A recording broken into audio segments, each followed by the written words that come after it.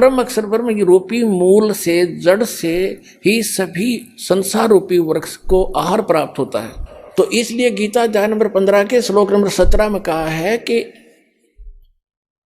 उत्तम पुरुष तु अन्य परमात्मा इति उदाहरते। वैसे पुण्यात्माओं, परमात्मा की परिभाषा अगर आपको बताने लगूंगा तो विषय अलग हो जाएगा, काफी समय लग जाएगा। परमात्मा उसको कहते हैं जो किसी की आत्मा नहीं दुखावे, कोई किसी का बेटा नहीं मारा, किसी की बेटी नहीं मारा, किसी का कैंसर नहीं करे, किसी का कोई दुख नहीं दे, केवल सुख सुख दे, उसको परमात्मा कहते हैं, श्रेष्ठ आत्मा। और हम उस परमात्मा को ना समझकर इस काल को परमात्मा कहने लगे। और किसी का बेटा मर गया, किसी की बेटी मर गई, किसी का बाप मर गया, किसी की माँ मर गई, कुणबा का कुणबा घाणी, कैंसर से पीड़ित हाहाकार मच रहा है। ये परमात्मा का लोक है, परमात्मा का लोक सतलोक है, जहाँ दुख नाम की चीज नहीं। तो गीता अध्याय नंबर 15 के श्लोक नंबर 17 में स्पष्ट किया है कि उत्तम पुरुषत्व ने इन दोनों से अलग है, वो श्रेष्ठ भगवान पुरुषोत्तम, और जिसको परमात्मा कहा जाता है। और ये लोक तरम अवश्य विवर्ती अवय ईश्वर है, जिस दो तीनों लोकों में प्रवेश करके सबका पालन करता है, वो है वो अविनाशी भगवान।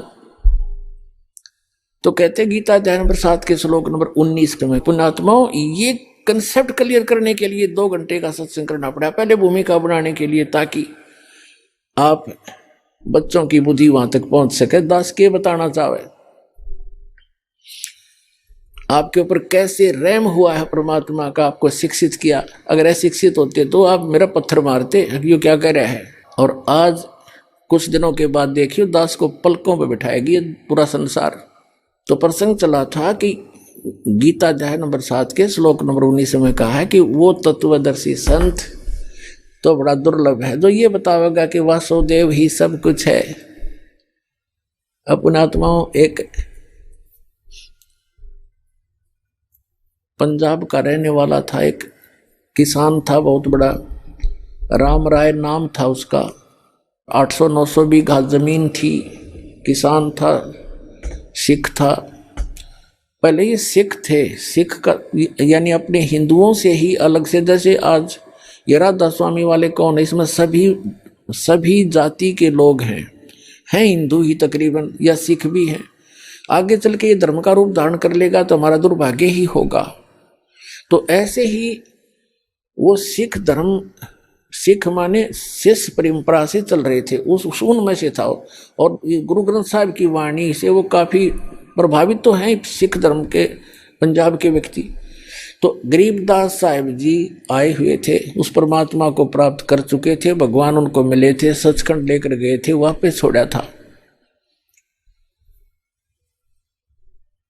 और उन्होंने उनको परमात्मा कबीर जी ने वो उनके अंतःकरण में ये अनमोल तत्व ज्ञान फीड कर दिया था। वो तत्व ज्ञान उन्होंने गरीबदास जी की वाणी रूप में दास के पास उपलब्ध है।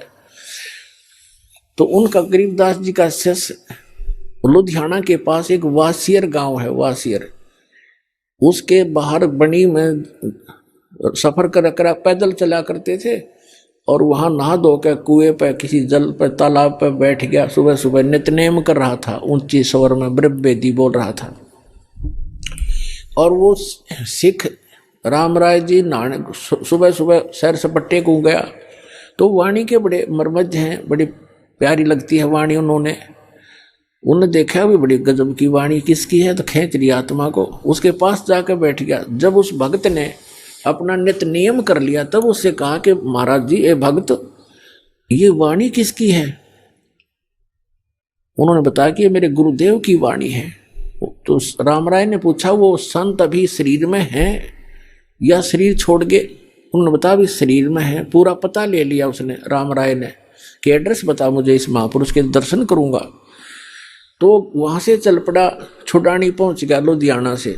अब गांव में गरीबदास जी कैसे थे, किसान के घर जन्म था, जाट थे, 1300 बीघे जमीन थी, बड़े बीघे हार थे, यानी ना 2500 बीघा जमीन थी, लगभग 1400 एकड़ वर्तमान की, और खूब पैसे वाले थे। और लेकिन खेत में अपना हाथ से काम करते थे, खेतों पशुओं का चारा भी स्वयं लाते थे, क्योंकि महापुरुषों में अभिमान नहीं होता है, ना धन का, ना तन का, ना किसी संतान का। तो राम राय जी सुबह सुबह पहुंचे।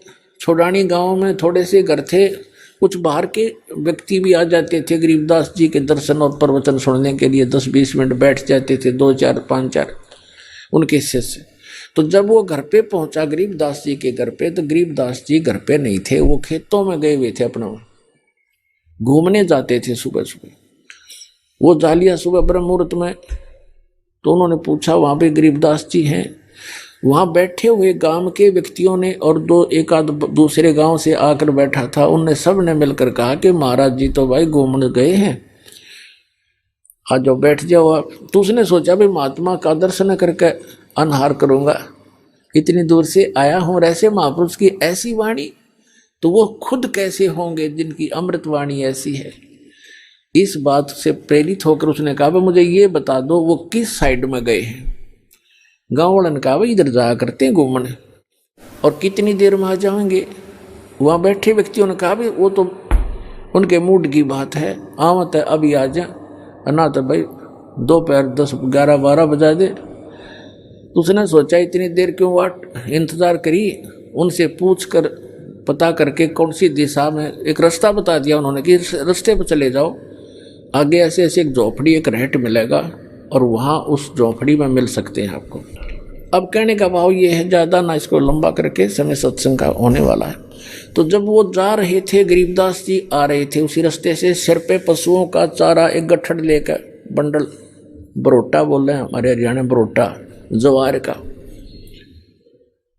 और देश अपना जैसे हरियाणा के लोग पहनते थे धोती कुर्ता, सिंपल ड्रेस।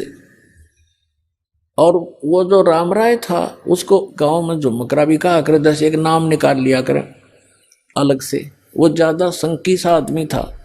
तो राम राय जा रहा था, उसने उस पशुओं का चारा लेकर आ रहे व्यक्ति से पूछा कि हे भाई, हे किसान, मैंने गरीबदास महाराज से मिलना है और ये यही बताया कहीं उनका यहाँ घूमने आए हुए हैं।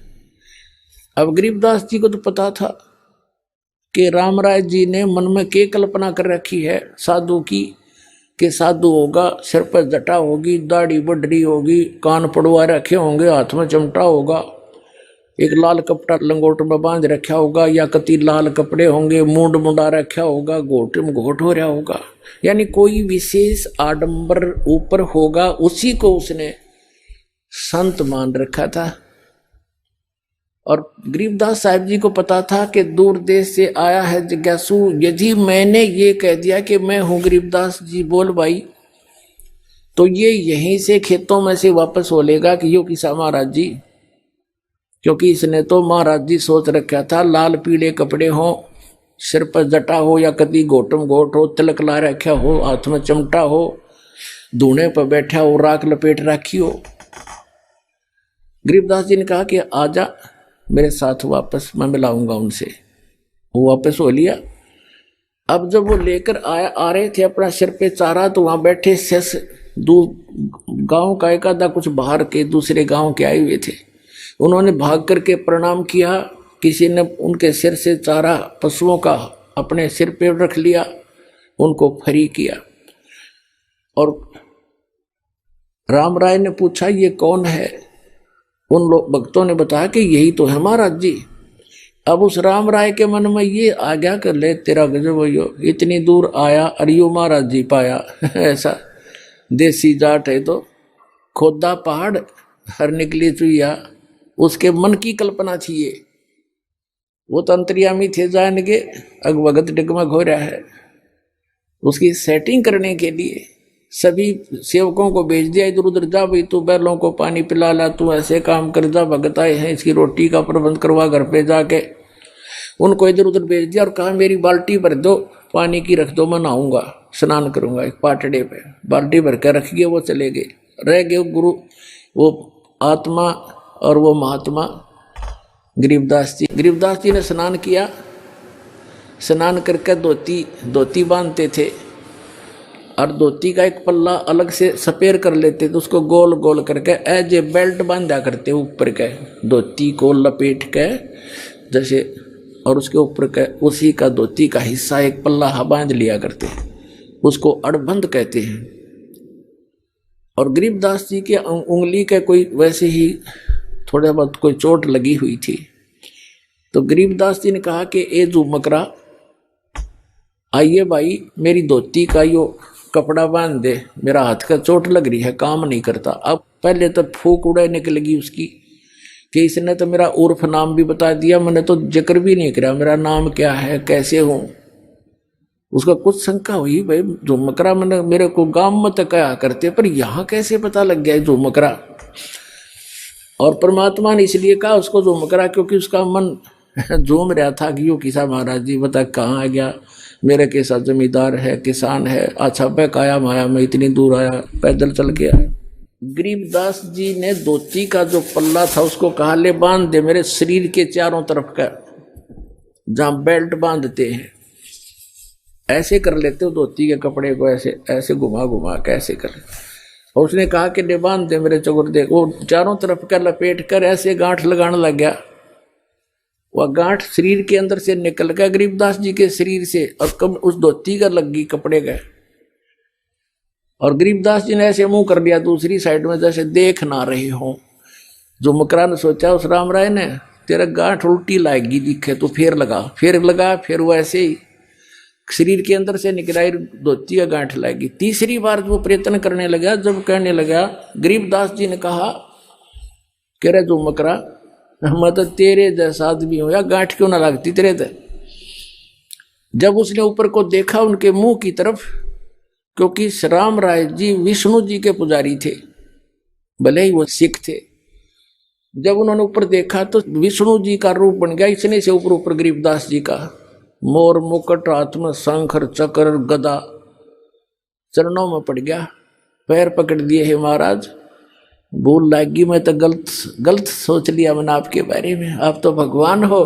फिर देखा तो फिर गरीबदास ने कहना, अब उसने सोची मैं विष्णु जी का पुजारी हूं और इसने मुझे उस उर्फ नाम से पुकार दिया, इसलिए मैं प्रभावित हो गया, मेरी ही कोई कल्पना होगी। तो फिर डांट गया अपने मन ने, ना भगवान तक हो ना। फिर वो बैठ गया, कोई शक्ति है जरूर जिसके ऊपर मैंने कुछ देखा है, और इसके शरीर से धोती अंदर से शरीर से निकल गई। फिर गरीबदास जी कहने लगे बच्चा बैठ जा।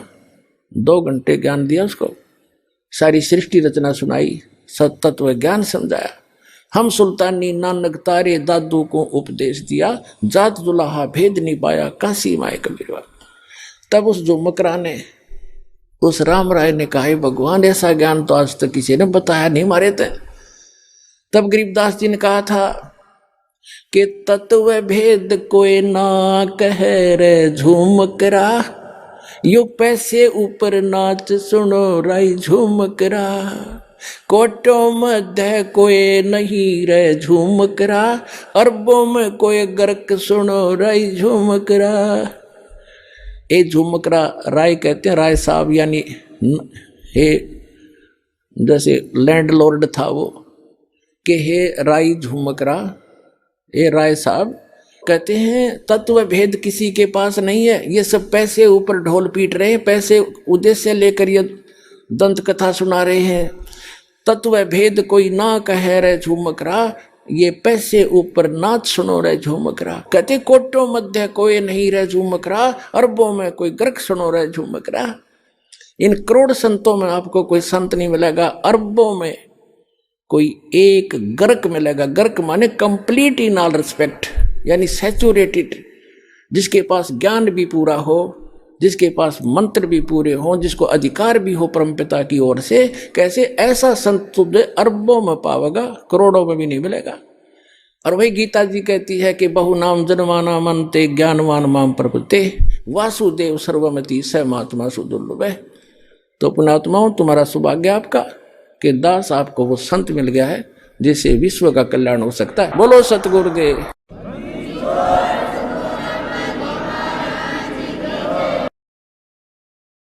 परमपिता परमात्मा पूर्ण ब्रह्म, सारी सृष्टि के रचनहार, कुल मालिक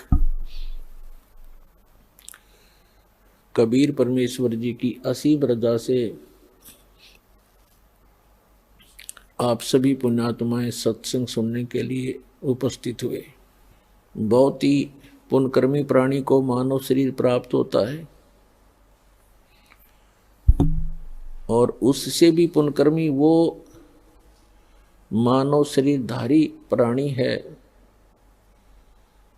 जिसके अंदर परमात्मा की प्रेरणा बनी हुई है,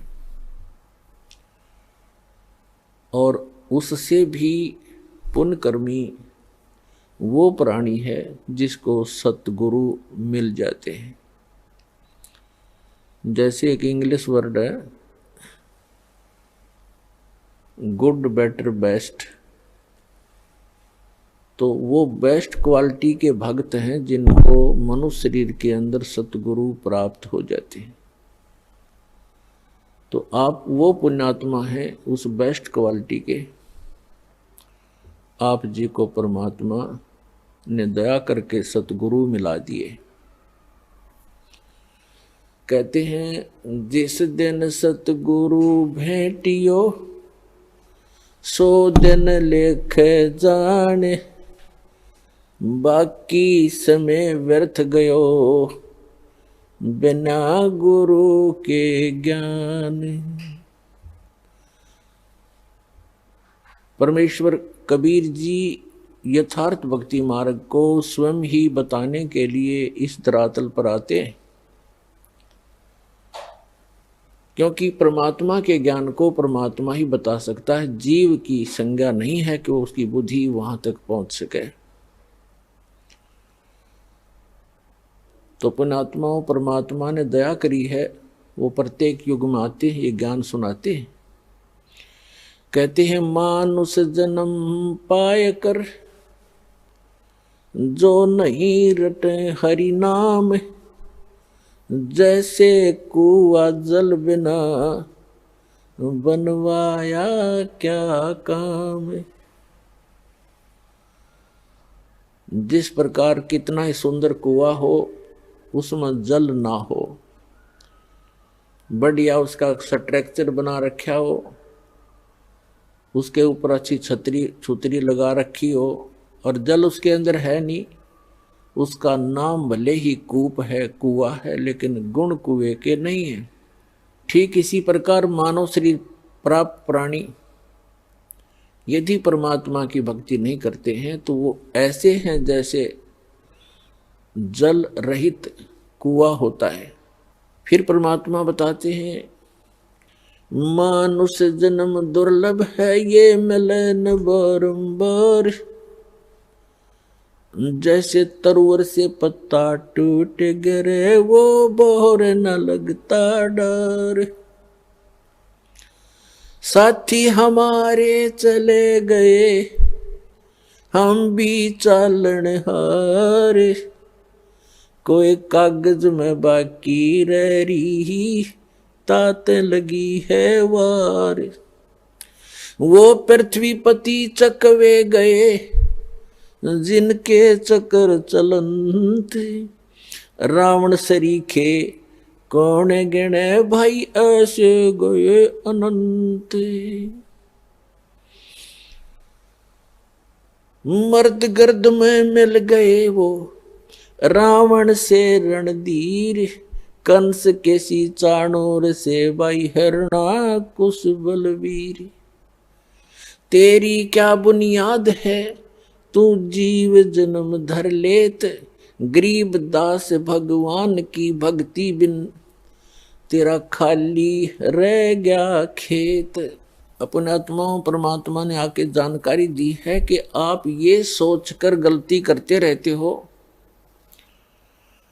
कि हम अभी बहुत दिन तक संसार में रहेंगे, क्योंकि जो 10-20 वर्ष के बालक हैं उनकी तो स्वाभाविक वृत्ति है कि अभी मृत्यु होगी नहीं, और जो 50-40 वर्ष के हो गए हैं वो भी सोच रहे हैं अभी 100 वर्ष तक तो जीवित रहते ही हैं, 60-70-75 तक तो जीवित रहते ही हैं। जो 70-75 और 80 तक पहुंच गए हैं वो भी ये सोचकर जी रहे हैं कि अभी नहीं मरेंगे, क्योंकि मानव की आयु 100 से भी ऊपर तक भी हो जाती है।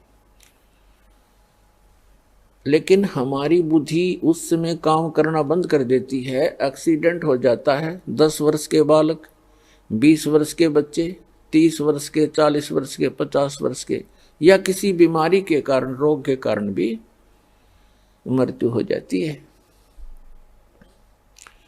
तो यहां परमात्मा याद दिलाते हैं, इसी भूल के कारण आप यहां गफलत भी करते हो, भक्ति कम करते हो और बुराइयां भी करते हो। जिस व्यक्ति को ये पता लग जाए कि तेरी मृत्यु अब कुछ ही दिनों के बाद होने वाली है, उसने ना तो बकवाद बावे, ना कोई इधर उधर की चोचले है, ना कोई कार और का कोठी की तरफ उसका ध्यान जावे। तो इस प्रकार एक भक्त की वृत्ति परमात्मा और परमात्मा के ज्ञान पर लगी रहे तो बहुत सी बुराइयों से बचेगा, भक्ति ठीक करता रहेगा। और ये सत्य है। परमात्मा कहते हैं कि साथी हमारे चले गए,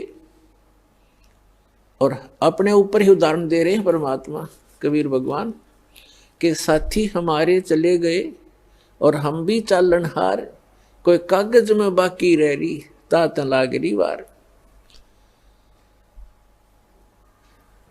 पुण्यात्मा, आप बहुत से उदाहरण देखते हो, प्रत्येक को पता है इस बात का कि एक फलाना व्यक्ति था, पूरा उसका संपन्न परिवार था और अभी आयु भी 50 वर्ष की भी नहीं हुई थी, मृत्यु होगी और उसकी उमंगें पता नहीं कितनी होंगी, ये करूंगा वो करूंगा, अभी ये करना शेष है, ये करना शेष है। एक मुख्यमंत्री आंध्र प्रदेश का, एक मुख्यमंत्री अरुणाचल प्रदेश के, और एक पूरा का पूरा कैबिनेट यानी पूरा मंत्रिमंडल जिसमें 95 मंत्री और एमपी थे, पोलैंड देश के, अपने जहाज से जा रहे थे, कोई हेलीकॉप्टर से जा रहा था और दुर्घटनाग्रस्त हो गए।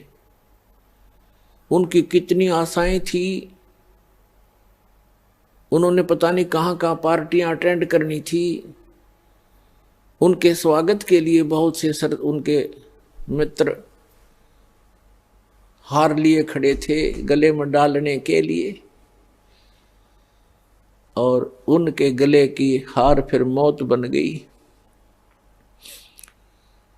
तो यहां परमात्मा कबीर जी कहते हैं, मौत भूल गया बावड़े तन अचरज किया कौन, वो जाने का दिन तू भूल चुका है। मौत विसारी बावरे अचरज किया कौन, और ये तन माटी में मिल जाएगा जो आटे में लौन। तो पुण्यात्मा, परमात्मा हमें याद दिलाते हैं कि साथी हमारे चले गए,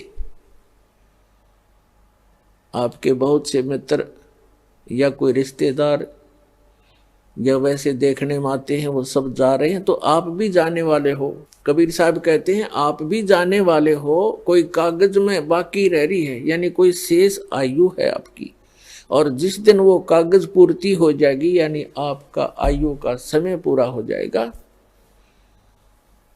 तो तुरंत चले जाओगे, चाहे कितना ही आवश्यक कार्य आपका शेष रह गया हो। क्योंकि जिसको आपने अति आवश्यक कार्य मान रखा है, उसके अतिरिक्त उससे भी एक आवश्यक कार्य है परमात्मा की भक्ति, सेवा, सिमरन, गुरु की तलाश। वो आप नहीं करते हो तो परमात्मा आपके इन अनिवार्य कार्यों को महत्व नहीं देते, क्योंकि आपके जो प्रारब्ध में यानी किस्मत में, प्रारब्ध माने किस्मत, आपकी किस्मत में जो लिखा है आपको वही मिलेगा, चाहे चोरी कर लो, चाहे मिलावट कर लो, चाहे झूठ बोल लो, वो कर्म बिगड़ेंगे, मिलना उतना ही है। यदि आपने 2 नंबर का काम करके, झूठ बोल के, चोरी करके, रिश्वतखोरी करके, मिलावट करके धन इकट्ठा कर भी लिया, वो आपके पास नहीं रहेगा, वो तो जाएगा, कारण कुछ भी बनेगा, लेकिन आपके पल्ले फिर वो पाप रह जाएंगे। जो आपने उस धन को एकत्रित करने के लिए जो पाप इकट्ठे किए, झूठ बोली, चोरी करी, रिश्वत लिया, मिलावट की, तो वो पाप आपके पास रह जाएंगे, धन नहीं रहेगा। एक व्यक्ति ने लुटपुट के अपनी आत्म कथा बताई कि मेरा एक इकलौता पुत्र था, उसकी तबीयत ढीली रहने लगी, अस्वस्थ रहने लगा। उसका बहुत इलाज करवाया, झाड़े झपटों वालों के पास भी गए, जंतर मंत्र करवाए, देवी देवता पूजे, लोकल डॉक्टरों से, अपने शहर के डॉक्टरों से भी खूब इलाज कराया। अंत में पता चला कि उसके दोनों गुर्दे फेल हो गए, खत्म हो गए।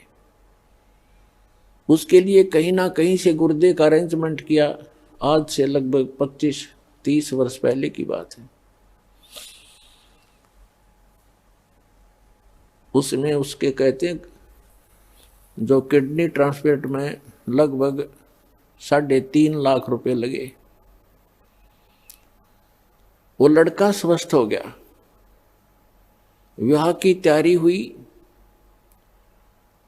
6 महीने के बाद, उस गुर्दे चेंज कराने के 6 महीने के बाद बस दुर्घटना में मर गया। अब वो रो रहा था और अपनी आत्मकथा बता रहा था। उसने बताया कि मैं गढ़ा नीच आदमी था, क्योंकि जब तक इंसान सत्संग नहीं सुनता, अपने बुरे कामों पर उसका कभी दिमाग नहीं जाता, उसकी बुद्धि नहीं काम करती। चाहे कितना निकम्मा आदमी हो और उसका कोई दुर्घटना हो जाए छोटी मोटी, वो न्यों क्या करे, भगवान मनीषा के बुरा कर दिया, मेरे साथ आज ऐसे क्यों घटी। और जो निरे बुरे करता है सारा दिन, पहला बुरा तो ये है कि हम भक्ति नहीं करते। इससे बुरा और कुछ भी नहीं हो सकता जो भक्ति नहीं करते। और भक्ति करते हैं तो गलत गुरुओं के पास करते हैं या मनमाना आचरण करते हैं, वो भी बुरा ही बुरा है। फिर अपने पेट के लिए इंसान सारा दिन, ठीक है किसी का दाव ना लगता वो बात दूसरी है, नहीं तो जहां जिसका दाव लगे आज के वर्तमान के अंदर। पहले तो भगवान से डरने वाले व्यक्ति होते थे, बुरा करते समय 100 बार सोचा करते थे, आगे पीछे का हिसाब लगाया करते थे, मुझे पाप ना लग जाए, कोई हानि ना हो जाए, मुझे कोई नुकसान ना हो जाए, तो वो गलती नहीं करते थे। अब तो हम भगवान से दूर हो गए, इस भौतिकवाद में इतने फंस गए, इस विज्ञान को प्रमुख मानकर हम आगा पीछा कुछ नहीं देखते, जिस कारण से हम अधिक पाप करने लगे। तो इस प्रकार हम बुरा करते हैं तो आगा पीछा नहीं देखते, और जब हमारे साथ कुछ घटना घट जाती है फिर विचार करते हैं। तो वो बता रहा था जी मैं घना निकम्मा व्यक्ति था, मेरे ये टेप रिकॉर्डर की दुकान थी, रेडियो रिपेयरिंग की और सेल परचेज की। उस समय ये कह रहा था कि तोल के भाव से रिफिल आया करती थी इनकी टेप रिकॉर्डरों की, रील होया करती पहले, अब तो सिस्टम खत्म हो गया। और सोनी क्या मार्क लगाता था, सोनी की ज्यादा बिकती थी, सोनी कंपनी की। और उस समय 1.5 घंटे की जो सोनी की रील होती थी 30-35 रुपए की बिकती थी, और मुझे वो 2.5 रुपए में टोटल खर्चा था मेरा, और मैं 35 रुपए की बेचा करता नकली। खूब धन हो गया, कोठी बना ली, बढ़िया जुगाड़ कर लिया। क्यों? ये सोच करके अपने बेटे को सुखी करूंगा। और जब इस ज्ञान से मैं परिचित हुआ, वो पैसा गया और जिसको सुखी करना चाहूं था बेटा गया। अब टक्कर मार मार के रो रहा हूं। तो पुण्यात्माओं, परमात्मा याद दिलाते हैं कि आप जी जो साधना, जो भक्ति ना करके, भगवान से ना डर के अगर 2 नंबर से पैसा कमाओगे, वो पैसा नहीं रहेगा, लेकिन पाप ज्यों के त्यों रह जाएंगे जो वो पैसा इकट्ठा करने में आप जी ने अपना समय व्यर्थ किया और वो पाप इकट्ठे किए। तो पुण्यात्माओं, इस प्रकार हमने सत्संग माने से ज्ञान होता है। तो परमात्मा याद दिलाते हैं क्या बताते हैं? पतझड़ आवत देख कर बन रोवे मन माही, ऊंची टहनी पात थे अब पीले हो जाही। परमात्मा याद दिलाते हैं कि जिस समय पतझड़ आती है और वन हमें याद दिलाते हैं कि आपके साथ ऐसी बीत रही है, आप ध्यान नहीं देते, आप गलत स्थान पर रह रहे हो, यो लोक ठीक नहीं है। और जो भगवान से दूर हैं वो तो महादुखी प्राणी है, और दुर्भाग्य उन प्राणियों का, मनुष्य जीवन उनको मिला या ना मिला बराबर है। ये इतना भयंकर लोक है। परमात्मा की शरण में आने के बाद जीव को यहाँ थोड़ा बहुत जीने की राहत मिलती है, और आने वाले जो संस्कार, किस्मत की जो आपदाएं हैं वो भी भगवान टाल देता है। परमात्मा को इसीलिए हम खोजा करते हैं। कहते हैं दुख में सुमन सब करें, सुख में करे ना कोई, और जय सुख में सुमन करें दुख काहे को है। परमात्मा की भक्ति जो करते हैं सुख में तो उनको दुख नहीं होते, और यदि दुखी प्राणी भी परमात्मा की भक्ति करने लगता है सत्य भक्ति श्रद्धा से, उनके दुख भी दूर हो जाते हैं। तो हम भक्ति कर अवश्य रहे थे, लेकिन भक्ति कर रहे थे शास्त्र विधि त्याग कर मनमाना आचरण कर रहे थे।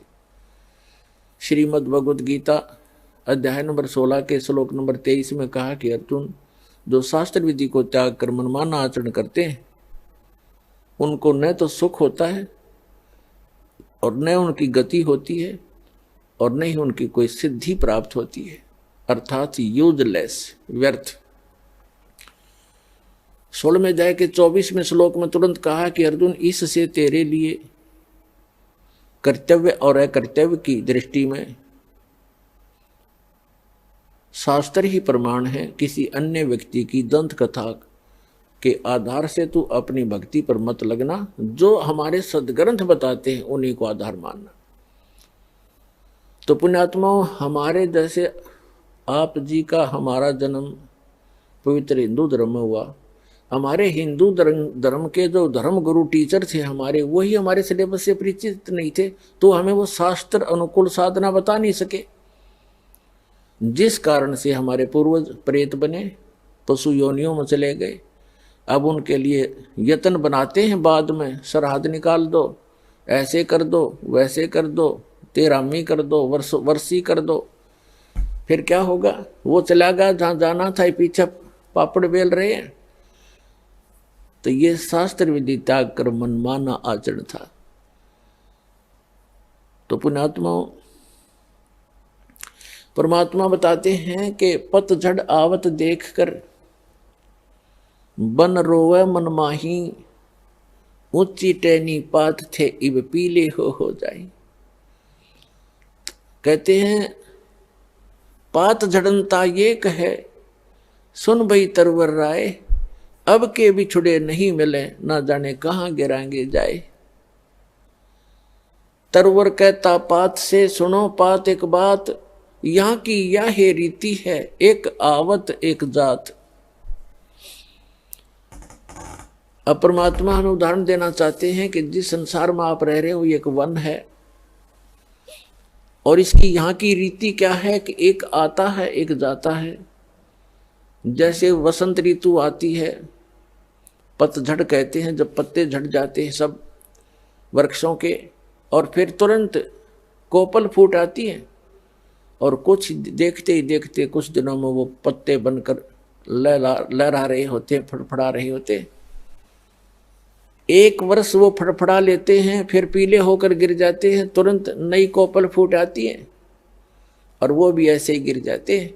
तो यहाँ परमात्मा हम उदाहरण देना चाहते हैं कि संसार रूपी वन है और एक परिवार रूपी वृक्ष है, और इसके सदस्य रूपी पत्ते ये झड़ पीले हो यानी बूढ़े हो करके या रोगी होकर मरते जा रहे हैं, दुर्घटना से समाप्त हो रहे हैं। कहते हैं पतझड़ आवत देख कर बन रोवे मन माही, ऊंची टहनी पात थे वह पीले हो जाही। अब जैसे वृद्ध हो गए जो भक्त, जो व्यक्ति उनके सफेद बाल हो गए ये हमारे की तरह। अब इनको ये सूचना मिल गई है कि तुम्हारी टिकट कभी भी कट सकती है, चालन की तैयारी करो। लेकिन हम बगैर ज्ञान के, भगवान के अध्यात्म मार्ग से परिचित न होने के कारण हम और ही अटकलों में लगे रहते हैं, अभी नहीं मरेंगे, अभी नहीं मरेंगे। जो आज मृत्यु को प्राप्त हुए या कल हुए वो भी ये सोच कर जी रहे थे अभी नहीं मरेंगे। इस भूल को सत्संग में मिटाया जाता है, दृढ़ निश्चय कराया जाता है।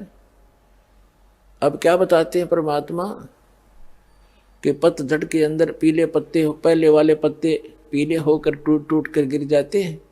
कहते पात जड़नता ये कहे सुन भई तरवर राय, अब के बिछड़े नहीं मिले ना जाने कहाँ गिरेंगे जाए। जैसे किसी परिवार का कोई सदस्य मृत्यु को प्राप्त हो रहा है और उसको ये पता लग गया कि तेरी मृत्यु डेफिनेट है, कोई ऐसा असाध्य रोग है और डॉक्टरों ने भी बता दिया है कि तू 2 महीने 20 दिन का मेहमान है, तो उस समय उस व्यक्ति की स्थिति देखो।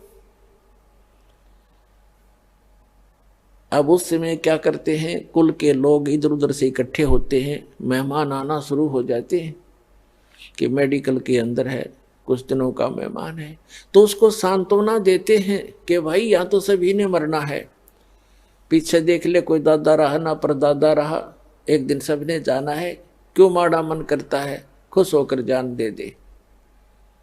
तो उसने संतुष्टि करनी पड़ती है कि सभी मरेंगे, इससे उसको सांत्वना मिल जाती है, मरने की सुविधा मिल जाती है।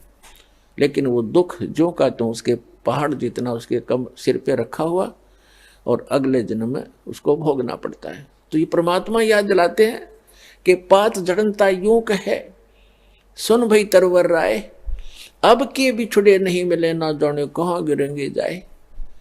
तो वो परिवार का सदस्य अवश्य महसूस करता, कितनी सांत्वना देते रहो, हे भगवान अब ना पता कहाँ जाऊंगा, कहाँ जन्म होगा।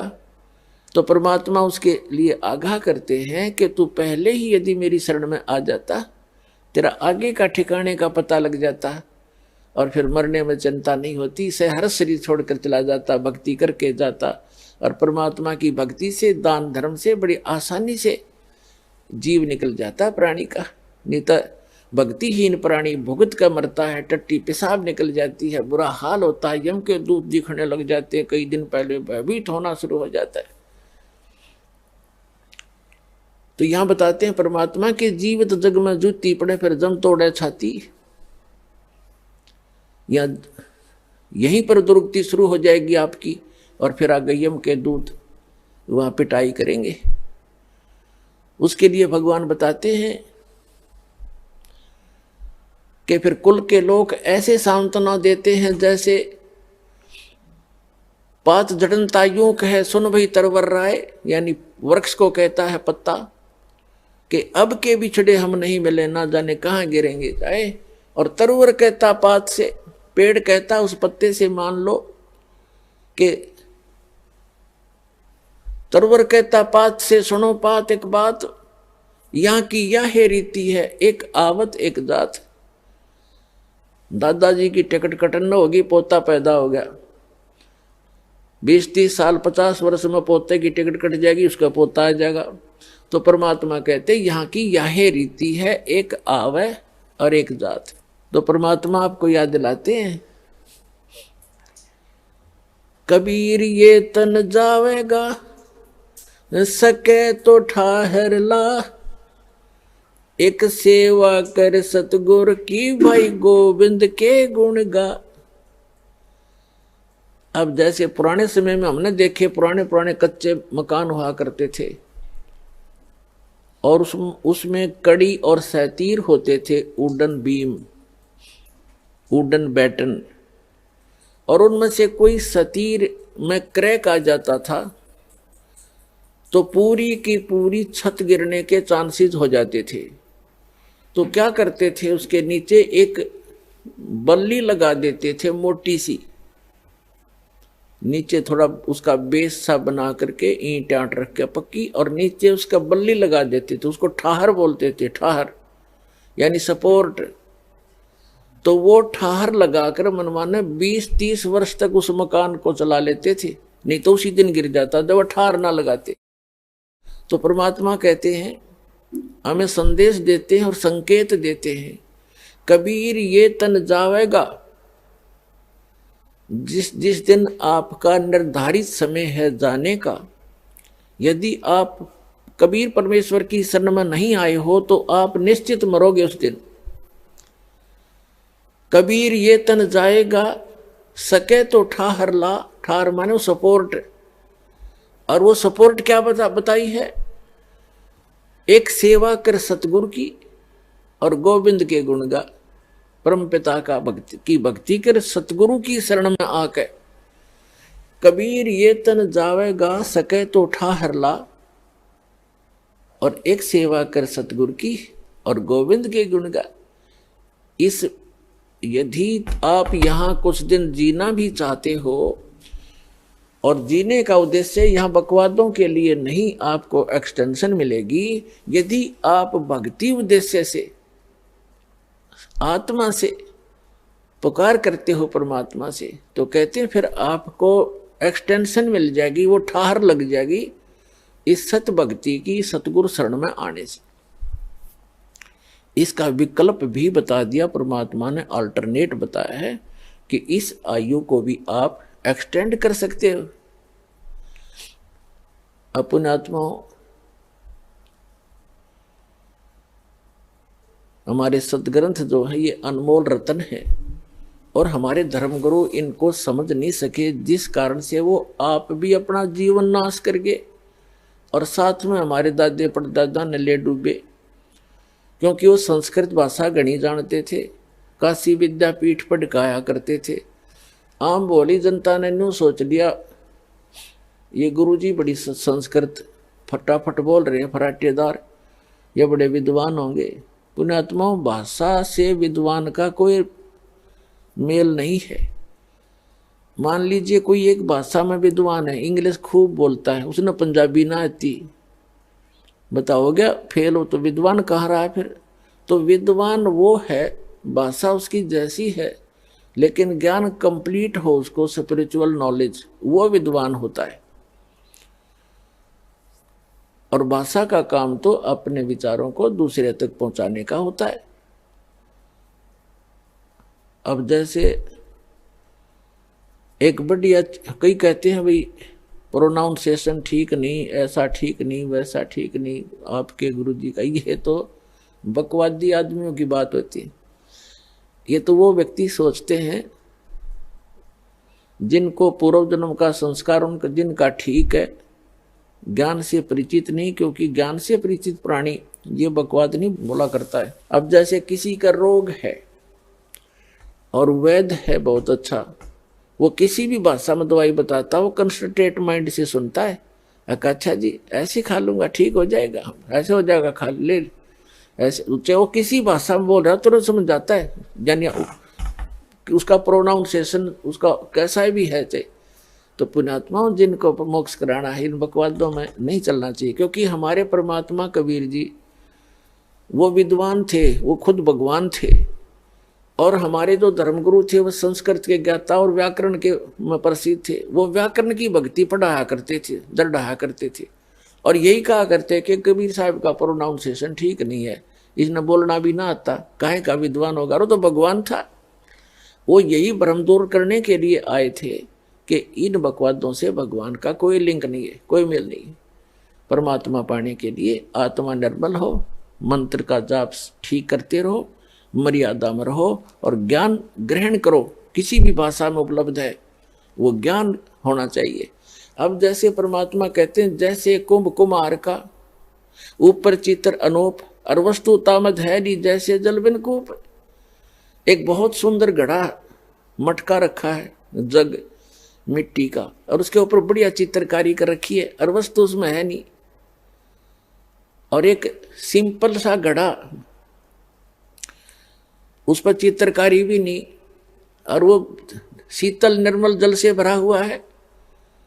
तो के फूका चित्रकारी वाले ने जिसमें बालू रेत ठोक रखा, तो वो जिसके ऊपर कोई चित्रकारी नहीं और सिंपल सा है, खराब सा दिखकर उसमें निर्मल वस्तु है, पिए गट गटर जान बचाई, तो वो है हमारे लिए पूज्य।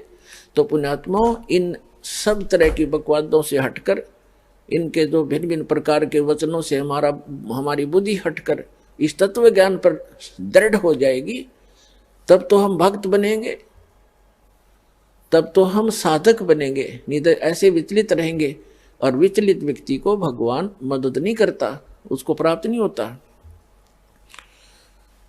तो क्या बताते हैं, ये हमारे धर्म गुरु जो थे, ये हमारे सदग्रंथों से परिचित नहीं थे, और परमात्मा आए थे 600 वर्ष पहले स्वयं, क्योंकि वो आते ही रहते हैं। उसका विधान है ऋग्वेद मंडल नंबर 9 सूक्त नंबर 86 मंत्र 26 और 27 में, ऋग्वेद मंडल नंबर 9 सूक्त 82 मंत्र 1, 2, 3 में, ऋग्वेद मंडल नंबर 9 सूक्त 54 मंत्र 3 में, ऋग्वेद मंडल नंबर 9 सूक्त 20 मंत्र 1 में, ऋग्वेद मंडल नंबर 9 सूक्त 94 मंत्र 1 में, ऋग्वेद मंडल नंबर 9 सूक्त 95 के मंत्र 2 में, ऋग्वेद मंडल नंबर 9 सूक्त 96 के मंत्र 16 से लेकर 20 में, और भी अनेक स्थानों पर ये प्रमाण है कि वो परमात्मा ऊपर के लोकों के सबसे ऊपर के लोक में रहता है। यानी प्रत्येक लोक में जो ऊपर के लोक हैं, जैसे सतलोक, अलखलोक, अगमलोक और अकैलोक, जिसे अनामी लोक भी कहते हैं, उन सब में परमात्मा भिन्न भिन्न रूपों में रहता है। प्रत्येक के सबसे अंतिम तीसरे पोर्शन में सबसे ऊपर के स्थान पर विराजमान है, और वहां से वो मनुष्य दृश्य है, सिंहासन पर विराजमान है, सिंहासन पर बैठा है, राजा के समान वहां पर सबको कंट्रोल करता है। सिर पे मुकुट है, सफेद छत्र है और सफेद सिंहासन है उस परम पिता का, बहुत सुंदर। और वहां से चलकर आता है, किस लिए, किस उद्देश्य से आता है? तत्व ज्ञान देने के लिए आता है, अच्छी आत्माओं को मिलता है। परमात्मा सतलोक से अपने निज स्थान से गति करके आते हैं, चल कर आते, यानी शरीर उनका चल के आना, कोई पैदल चलना नहीं, आकाश में उड़ जाना, 1 सेकंड में ऊपर पहुंच जाना, दूसरी सेकंड में नीचे पाना, इतनी गति है उस परमपिता की। बहन जी नमस्कार। नमस्कार जी। क्या नाम है आपका? शशि प्रभा। कहाँ से आए आप? चंडीगढ़ से। संत रामपाल जी महाराज से नाम दीक्षा कब लिया आपने? 2004 दिसंबर में। संत रामपाल जी महाराज से नाम दीक्षा लेने से पहले आप क्या भक्ति करते थे? हम सभी देवी देवताओं की पूजा करते थे जी। सोमवार को शिव जी का, मंगलवार को हनुमान जी का, संतोषी माता का, शनि देव का, काली माता का, कोई नहीं छोड़ा हमने। वीरवार को भी सब पूजाएं करते थे। जब आप सभी देव देवताओं की पूजा कर ही रहे थे, तो फिर आप संत रामपाल जी महाराज की शरण में क्यों गए? संत रामपाल जी महाराज जी की शरण में इसलिए गए क्योंकि मेरी बहन ने मुझे बताया कि वो पूर्ण संत हैं जो धरती पे आए हैं। हम जो परमात्मा के लिए हम भटक रहे थे, तो वो सच्ची भक्ति बताते हैं, सच्चा ज्ञान बताते हैं, और उससे हमें मोक्ष प्राप्त होगा। तो इसलिए मैं संत रामपाल जी महाराज जी की शरण में गई। बहन जी, जो भक्ति विधि संत रामपाल जी महाराज ने आपको करने के लिए दी है, उसको करने के बाद आपको और क्या लाभ मिले? मुझे भगत जी बहुत ज़्यादा लाभ मिले।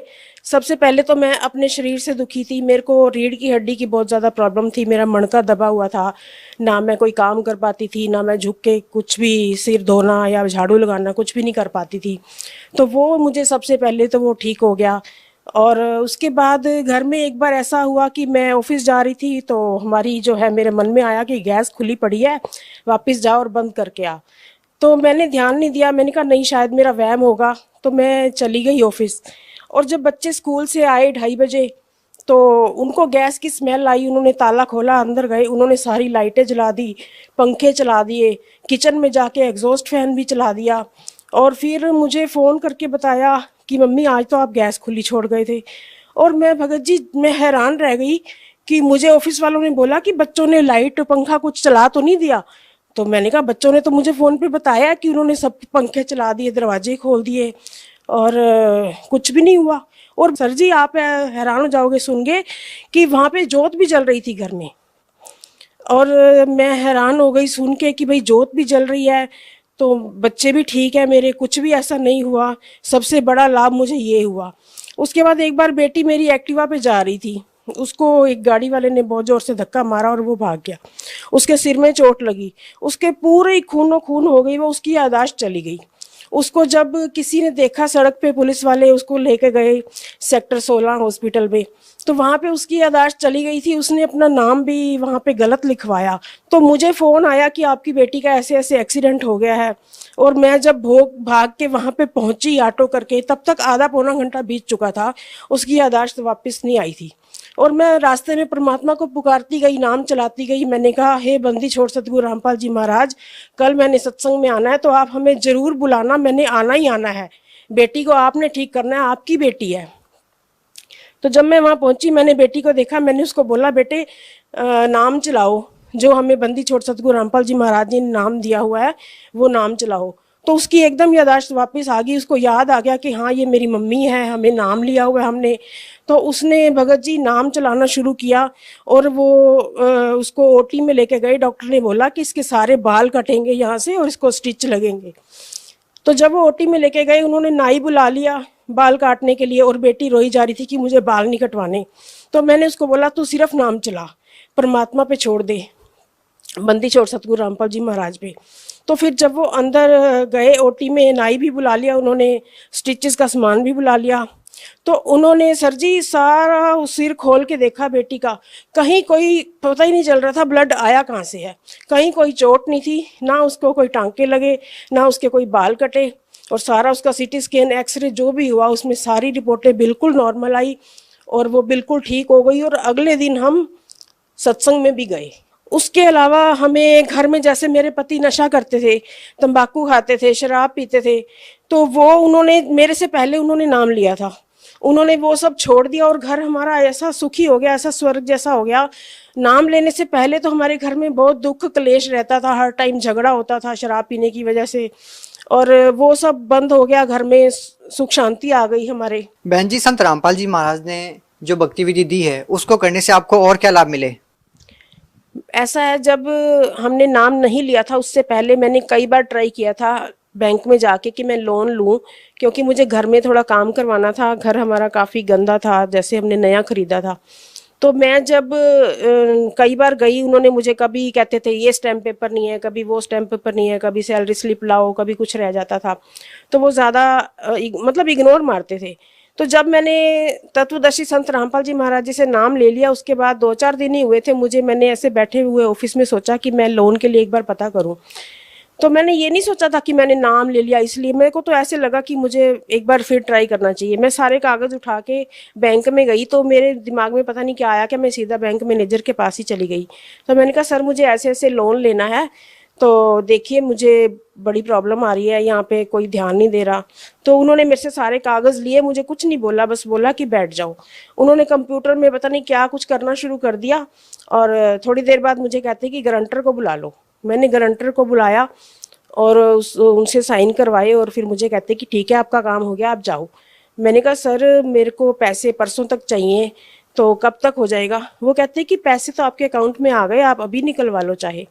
मतलब काम ऐसे बनने लग गए थे, हर कदम पे काम हम सोचते थे और पहले ही हो जाता था। और भगत जी इतने ज्यादा लाभ हैं कि मैं क्या बताऊं आपको। हर कदम पे परमात्मा हमारी सुन लेते हैं। जैसे हम कोई काम सोचते थे और पहले हो जाता था। जैसे मेरी बेटी ने सोचा कि मुझे नर्सिंग करनी है, हमने तत्वदर्शी संत रामपाल जी महाराज जी से पूछा कि क्या ये नर्सिंग कर ले, तो परमात्मा ने बोला कि तत्वदर्शी संत रामपाल जी महाराज जी ने बोला कि नहीं, बच्चों के जो है ना नर्सिंग नहीं, आप डॉक्टरी करवाओ इसको। तो स्कूल से आए उसके कॉलेज वाले और उसको स्कूल से लेके गए, और उसकी सिर्फ 25,000 रुपये 1 साल की फीस में 4 साल की उसने डिग्री कर ली, और आज वो डॉक्टर बन चुकी है और दुबई में जॉब कर रही है। बहन जी, जैसा कि आपने बताया कि पहले आप सभी देवी देवताओं की पूजा करते थे, उस साधना को करने के बाद आपको कोई लाभ नहीं मिले, और जब आप संत रामपाल जी महाराज की शरण में गए तो आपको बहुत सारे लाभ मिलने लगे। तो आपको क्या भिन्नता नजर आती है कि पहले जो साधना आप करते थे और संत रामपाल जी महाराज ने जो भक्ति विधि आपको दी है, उसमें आपको क्या भिन्नता नजर आती है? आप क्या कहना चाहेंगे? संत रामपाल जी महाराज जी ने जो हमें भक्ति दी है वो वेदों और शास्त्रों के अनुसार दी है। उस भक्ति में ताकत है, उस परमात्मा की वाणी में ताकत है, जो सतगुरु रामपाल जी महाराज हमें शास्त्रों के अनुसार भक्ति करवाते हैं। बहन जी, जैसा कि आप कह रहे हैं कि संत रामपाल जी महाराज आपको शास्त्रों के अनुसार भक्ति दे रहे हैं, शास्त्रों के अनुसार भक्ति से आपका क्या तात्पर्य है? मतलब जो वेदों में लिखा है, जो गीता में लिखा है, जैसे हमारे को नाम लेने से पहले हमारे मम्मी हमें कहते थे हर रोज 18वां अध्याय पढ़ लिया करो। हमें ये नहीं पता था 18वां अध्याय पढ़ने से लाभ है या उसको समझने से लाभ है। तो हमें जगत गुरु तत्वदर्शी संत रामपाल जी महाराज जी ने उस 18वें अध्याय में लिखा क्या है उसको खोल के बता दिया कि परमात्मा ये कहते हैं कि भाई जो तत्वदर्शी संत है, जो 3 नाम का जाप देते हैं और जो जन्म मरण से छुटवाएं, जो मोक्ष प्राप्त करवाएं, वही भक्ति हमें करनी चाहिए। और वो भक्ति वेदों में लिखी है, शास्त्रों में लिखी है, गीता में लिखी है। बाकी जो संत हैं वो कुछ भी बोलते हैं, कोई राम की कहानी सुना देता है, कोई कृष्ण की सुना देता है, लेकिन हमें मोक्ष तो इसी भक्ति से मिलेगा ना जो परमात्मा हमें शास्त्रों के अनुसार बताते हैं, बंदी छोड़ सतगुरु रामपाल जी महाराज। बहन जी देखिए, आपने कहा कि संत रामपाल जी महाराज शास्त्रों के अनुसार भक्ति बताते हैं। हम आपसे ये पूछना चाहते हैं कि हिंदुस्तान में हजारों लाखों धर्मगुरु हैं जिनके बहुत सारे शिष्य हैं, तो भगत समाज इस बात का निर्णय कैसे कर पाएगा कि कौन धर्मगुरु सही भक्ति विधि बता रहा है, कौन गलत? परमात्मा का सत्संग सुनना पड़ेगा उनको। बंदी छोड़ सतगुरु रामपाल जी महाराज जी का सत्संग सुनना पड़ेगा, उनका ज्ञान सुनना पड़ेगा। उनको अगर मोक्ष चाहिए, जैसे हम बचपन से ही सोचते थे कि परमात्मा कौन है, कहाँ मिलता है, कहाँ रहता है, हमें उन सवालों के जवाब तत्वदर्शी संत रामपाल जी महाराज जी की शरण में आने से, उनका ज्ञान सुनने से मिला। तो उनको ज्ञान सुनना पड़ेगा, परमात्मा का सत्संग सुनना पड़ेगा, तभी वो समझ पाएंगे और कंपैरिजन कर पाएंगे कि वो जहाँ पहले जा रहे थे, सुन रहे थे, वहां पे वो क्या बताते हैं और ये क्या बताते हैं। बहन जी, अगर हम बात करें संत रामपाल जी महाराज की, तो संत रामपाल जी महाराज के बारे में ये भी कहा जाता है कि संत रामपाल जी महाराज देवी देवताओं की भक्ति छुड़वाते हैं। जैसे कि पहले आप सभी देवी देवताओं की पूजा करते थे और अब आप संत रामपाल जी महाराज द्वारा दी गई भक्ति कर रहे हैं, तो क्या संत रामपाल जी महाराज देवी देवताओं की भक्ति छुड़वाते हैं? नहीं, वो भक्ति नहीं छुड़वाते हैं, वो हमें सही भक्ति बताते हैं। देवी देवताओं के कौन से नाम जपने वाले हैं जिनसे हमें लाभ मिलेगा, वो सब देवी देवताओं का नाम जपवाते हैं, लेकिन विधि अनुसार बताते हैं। तो वो नाम जपने से हमें लाभ मिलता है। बहन जी, जैसे कि हम देखते हैं कि आपने बहुत सारी अलग अलग प्रकार की साधनाएं की, आपने व्रत उपवास भी किए, आपने कठोर साधनाएं भी की। ऐसे हिंदुस्तान में बहुत सारे लोग हैं जो अलग अलग प्रकार की साधनाएं करते हैं। तो बहन जी, आपको वो भक्ति करने से कोई लाभ नहीं मिला, तो आप उन लोगों को क्या कहना चाहेंगे जो लोग आज भी उस भक्ति विधि में आरूढ़ है? सब समाज से हाथ जोड़ के विनती करना चाहती हूँ कि सबको ही परमात्मा की तलाश होती है, सबको ही मोक्ष चाहिए, सबको ही सुख चाहिए। तो तत्वदर्शी संत रामपाल जी महाराज जी की शरण में आए और उनका ज्ञान सुने, उनको समझे और उसके बाद वो निर्णय करें कि क्या सही है, क्या गलत है। अगर वो सुनेंगे तभी उनको समझ में आएगा। वो दुनिया की बातों में ना जाए, मीडिया क्या बता रहा है, क्या दिखा रहा है, वो ना समझे, उस चीज को ना सोचें। सत्संग सुने, परमात्मा का ज्ञान सुने, उसके बाद भी निर्णय कर सकते हैं कि क्या सही है और क्या गलत है। जी बहुत बहुत धन्यवाद। सत साहिब।